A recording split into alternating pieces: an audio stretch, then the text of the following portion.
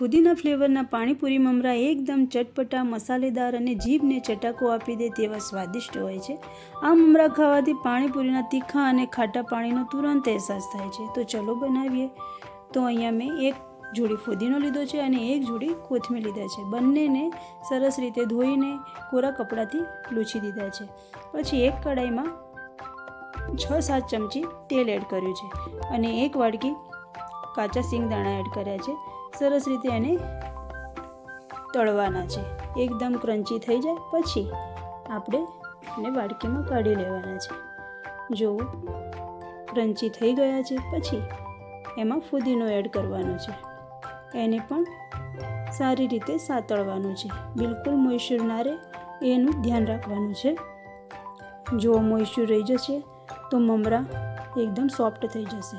ફુદીનાનો ખાસ સ્વાદ અને સુગંધ મોંમાં એક જ અલગ તાજગી ભરી દે છે. પછી એમાં કોથમીર એડ કરવાની છે. સાંજના સમયે ભૂખ લાગે ત્યારે આ નાસ્તો કોઈ પણ વધારાની મહેનત વગર સીધો ખાઈ શકાય છે એવો બને છે. જો એક વખત તમે બનાવી જોજો. પછી કોથમીર આપણે જો સતળાઈ ગઈ છે પછી એમાં આપણે એક વાટકી લીલો લીમડો એડ કરવાનો છે. એને પણ સાતળવાનો છે. પછી એમાં 5-6 નંગ લીલા મરચાં એડ કરવાના છે. પ્રવાસ કે પિકનિક દરમિયાન સાથે રાખવા માટે આ એક ખૂબ જ અનુકૂળ, હલકો અને લાંબો સમય તાજો રહેતો નાસ્તો છે.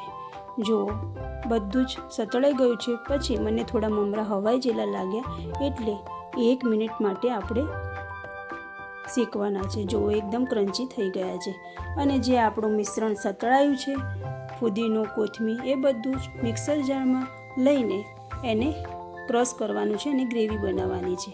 અને જે તેલ આપણે રાખ્યું હતું એમાં જે ગ્રેવીને સાંતળવાની છે. જો સરસ રીતે સતળાઈ જાય પછી એમાં મમરા એડ કરવાના છે અને તળેલી સિંગ એડ કરવાની છે. આ મમરાનો ચટપટો સ્વાદ બાળકોથી લઈને ઘરના વડીલો સુધી દરેકને ખૂબ પસંદ આવે છે. જો સરસ રીતે બધું જ પછી મિક્સ કરવાનું છે. પછી એમાં આપણે મસાલો એડ કરવાનો છે. મેગી મસાલો, ચાટ મસાલો અને થોડું મીઠું અને આમચૂર પાવડર. પછી એમાં આપણે ઝીણી સેવ એડ કરવાની છે. મેં અહીંયા આલુ સેવ એડ કરી છે. તમે ચણાના લોટની પણ સેવ એડ કરી શકો છો. એક વાડકી આલુ સેવ એડ કરી છે અને બધું જ મિક્સ કર્યું છે. મમરા એકદમ હળવા અને કુરકુરા હોવાથી ખાવાની ખૂબ જ મજા પડે છે. જો સરસ કુરકુરો આપણો હળવો નાસ્તો તૈયાર છે. બહુ જ મસ્ત પાણીપુરી ફ્લેવરના મમરા તૈયાર છે. કોને ભાવે છે એ કોમેન્ટમાં જરૂર લખજો. જય શ્રી કૃષ્ણ.